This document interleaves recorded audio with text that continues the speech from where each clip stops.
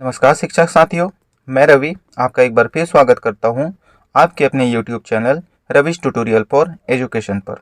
साथियों, आज के इस वीडियो में हम जानेंगे यूडाइस प्लस 2022-23 में स्टूडेंट मॉड्यूल में हम मोबाइल के माध्यम से कैसे एंट्री करें।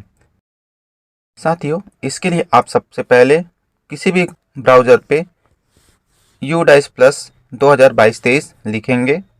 यूडाइस प्लस लिखने के बाद जो सबसे पहले यूडाइस प्लस आपको दिखाई दे रहा है, इसको आपको टच करना है। साथियों, जब आप टच करेंगे तो आपको नीचे स्क्रॉल डाउन करना है। स्क्रॉल डाउन करेंगे तो आपको UDISE plus school data capture दिखाई देगा, उसे आपको टच करना है। स्कूल डेटा कैप्चर को टच करने के बाद आपको यहाँ नीचे स्क्रॉल डाउन करना है और पुनः यहाँ पर आपको profile and facility, teachers module, student module और रिपोर्ट मॉड्यूल लिखा हुआ है। यहाँ पर हमें स्टूडेंट मॉड्यूल को टच करना है। इसके पश्चात आपको एक लॉगिन फॉर्म दिखाई देगा। साथियों, इस लॉगिन फॉर्म को आपको टच करना है और लॉगिन फॉर्म टच करने के बाद आपके स्कूल का जो आईडी और जो पासवर्ड है, उस आईडी पासवर्ड को आपको यहाँ पर फिलअप करना है और अंत में कैप्चा कोड डालकर आपको लॉगिन कर लेनी है। लॉगिन करने के पश्चात आपको इस प्रकार से एक नया इंटरफेस दिखाई देगा। साथियों, यहाँ पर आप देखेंगे सेक्शन मैनेजमेंट लिखा हुआ है। तो आप जिस भी स्कूल में हैं, चाहे प्राइमरी हो, माध्यमिक या हायर सेकेंडरी हो, वहाँ पर आपको आपके स्कूल के जो कक्षाएं हैं वो दिखाई देगा। क्योंकि मैं मिडिल स्कूल में हूँ, इसलिए मेरा 6वीं 7वीं 8वीं दिखा रहा है, तो मैं एक कक्षा को चयन कर लूँगा। साथियों, यहाँ पर कक्षा चयन करने के पश्चात आपको यहाँ पर जो माध्यम है वो माध्यम आपको यहाँ पर बाय डिफ़ॉल्ट दिखाई देगा। आपका स्कूल इंग्लिश मीडियम का होगा तो इंग्लिश दिखाई देगा, हिंदी मीडियम का होगा तो हिंदी, हिंदी इंग्लिश दोनों होगा तो दोनों दिखाएगा साथियों। और अगर उर्दू वाला होगा तो उर्दू भी दिखाएगा। क्योंकि मेरा स्कूल हिंदी माध्यम का है तो मैं हिंदी को चयन कर लूँगा और हिंदी को चयन करने के पश्चात आप यहाँ पर कक्षा जो है वो आपका यहाँ पर बन जाएगा।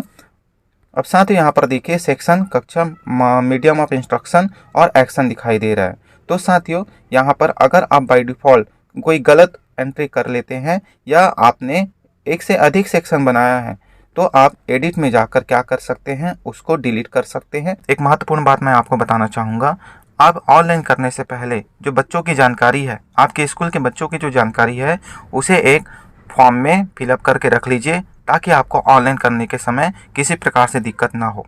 साथियों, ये जो यूडाइस प्लस स्टूडेंट लॉगिन के जो फॉर्म है वो आपको डिस्क्रिप्शन में मिल जाएगा, आप वहाँ पर जाके डायरेक्ट डाउनलोड कर सकते हैं। तो साथियों, चलिए देखते हैं, हम एक बच्चे का डाटा एंट्री करके देखते हैं। तो साथियों, यहाँ पर हम ऐड स्टूडेंट करते हैं। तो यहाँ पर देखेंगे साथियों, आपको यहाँ पर 4 प्रकार के फॉर्म आपको दिखाई देंगे। जैसे जैसे हम आगे बढ़ते जाएंगे एक एक फॉर्म कंप्लीट होते जाएगा। साथियों, जैसे कि एक बच्चे का नाम है पीयूष, तो मैंने पीयूष लिख लिया। फॉन्ट होगा वो आपको कैपिटल ही मिलेगा। आप स्मॉल भी लिखेंगे तो ये ऑटोमेटिक कैपिटल में इसको एक्सेप्ट करेगा। उसके बाद साथियों, हम इसका जेंडर लिख देंगे, क्योंकि पीयूष जो है वो एक लड़का है, हम मेल कर देंगे। उसके बाद इसका डेट ऑफ बर्थ डालेंगे। साथियों, डेट ऑफ बर्थ डालने के बाद हम आगे बढ़ेंगे। जैसे कि हमने इसका डेट ऑफ बर्थ डाल दिया, इसके माता का नाम डालेंगे।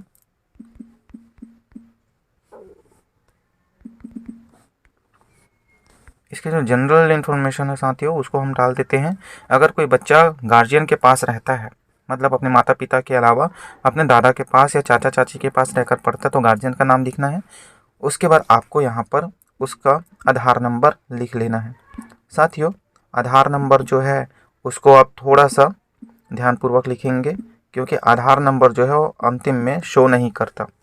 आधार नंबर लिख लेने के बाद आधार कार्ड में जो बच्चे का नाम है, उस बच्चे के नाम को हमें यहाँ पर फिलअप कर देनी है।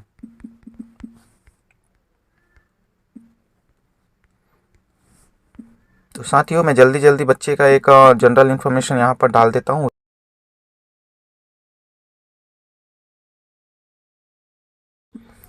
हमने इसके बाद हम बच्चे का या उनके पेरेंट्स का मोबाइल नंबर डाल देंगे।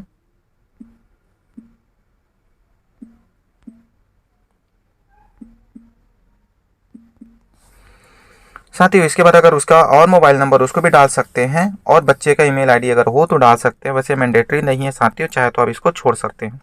साथियों इसके बाद 4.112 में आपको मदर टंग ऑफ स्टूडेंट दिखाई दे रहा है, तो बच्चे की मातृभाषा को आपको यहाँ पर सेलेक्ट करना है। साथियों यहाँ पर आपको बच्चे की मातृभाषा दिखाई देंगे, जिस भी स्टेट से आप हैं उस स्टेट की मातृभाषा आप यहाँ पर लिख सकते हैं। क्योंकि छत्तीसगढ़ में हिंदी और छत्तीसगढ़ी चलती है, तो 33 नंबर में हिंदी और छत्तीसगढ़ है, उसको हम टच कर लेंगे। साथ ही उसके बाद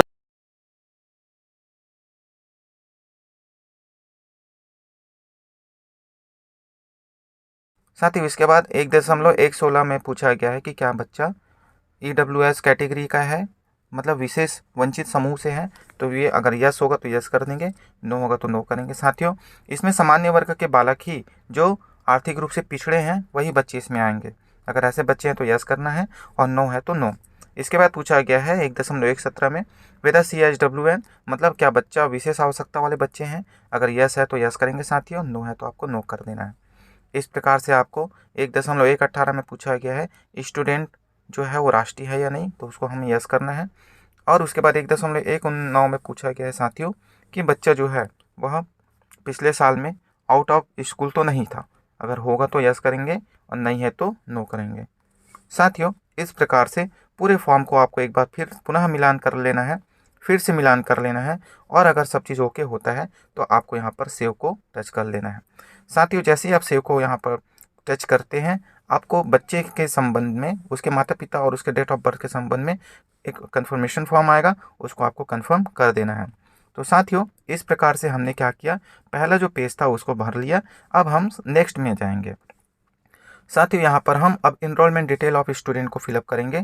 तो यहाँ पर सबसे पहला है 4.21 में एडमिशन नंबर इन स्कूल पूछा गया है। तो यहाँ पर बच्चे का जो दाखिल नंबर है उस दाखिल नंबर को आपको यहाँ पर फिलअप कर लेना है। इसके बाद 4.22 में पूछा गया है कि बच्चा इस वर्ष कक्षा में किस तिथि को भर्ती हुआ। तो साथियों जनरली छत्तीसगढ़ में 16 जून से स्कूल ओपन हो जाती है, तो हम 16 जून 2022 की स्थिति को 22 के डेट को यहाँ पर डाल देते हैं। इसके बाद पूछा गया है कि कक्षा में उसका रोल नंबर क्या है। तो साथियों कक्षा में जो उसका रोल नंबर है हम उसको फिलअप कर देंगे। तत्पश्चात साथियों इसके बाद हम देखेंगे 4.23। तो ये 4.23 जो है साथियों वो हायर सेकेंडरी स्कूल के लिए है, तो उसको हमें कुछ नहीं करना है। 4.24 ए में आप देखेंगे student status of student previous academic year लिखा हुआ है।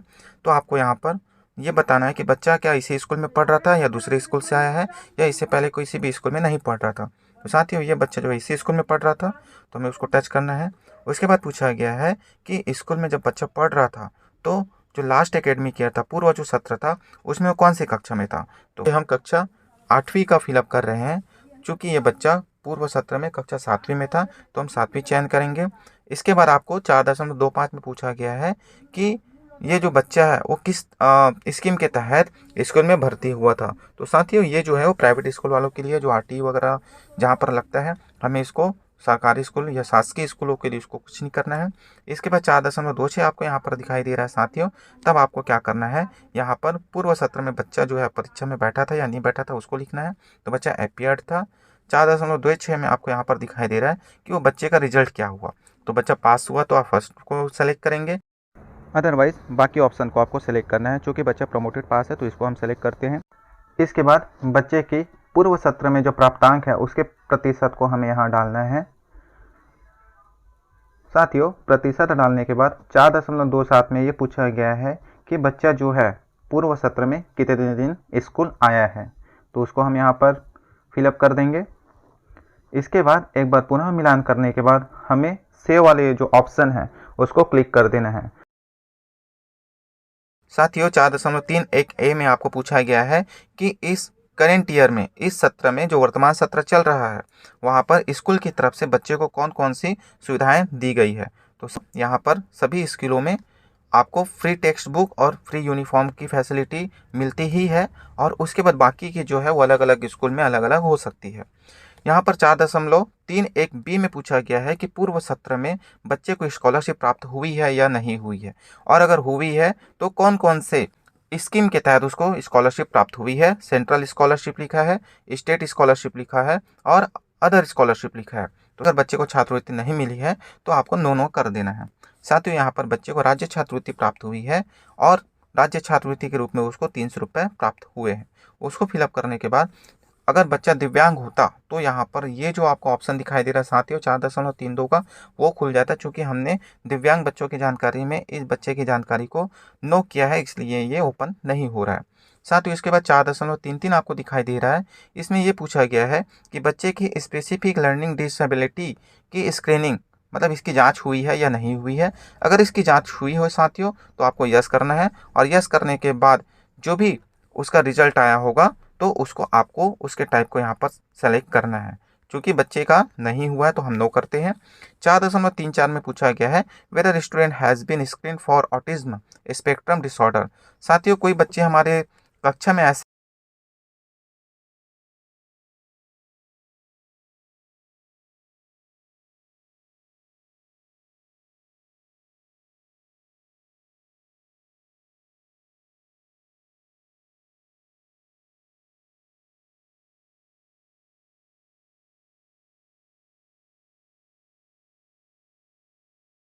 साथियों 4.36 में आपको पूछा गया है कि क्या बच्चा जो है वह एक्स्ट्रा करिकुलम मतलब पढ़ाई के अलावा संगीत में, डांस में, खेल में या किसी अन्य विधा में पारंगत है। अगर है तो यस कर देंगे, नहीं है तो नो करेंगे साथियों। उसके बाद 3.47 में ये पूछा गया है कि क्या बच्चा जो है वह टैलेंटेड है, मतलब गणित के क्षेत्र में, भाषा के क्षेत्र में, तकनीक के क्षेत्र में, स्पोर्ट और साइंस के क्षेत्र में। अगर यस है तो आपको उसको फिलअप करना है साथियों, और अगर नहीं है तो उसको आपको नो कर देना है। साथियों इस प्रकार से 4.38 जो लास्ट उसमें ये पूछा गया है कि बच्चा जो है वह हायर सेकेंडरी स्कूल में एनसीसी या एनएसएस में भाग लिया है, या अगर माध्यमिक स्कूल में है, प्राइमरी स्कूल में है तो क्या वो स्काउट और गाइड में पार्टिसिपेट किया है। अगर बच्चा जो है इन चारों में से किसी में भी अगर पार्टिसिपेट किया है तो आपको यस करना है, अन्यथा आपको नो करना है। और नो करने के बाद साथियों एक बार पुनः इसको मिलान कर लेना है कि जो आपने यहाँ पर डाटा एंट्री किया है, जो बच्चे के संबंध में जानकारी दी है वो कहीं पर गलत तो नहीं है। अगर गलत है तो उसको सुधार कर सकते हैं साथियों, और अगर सही है तो आपको उसको सेव कर देना है। तो साथियों सेव करने के बाद यहाँ पर आपको डाटा सेव सक्सेसफुली का ऑप्शन दिखाई देगा।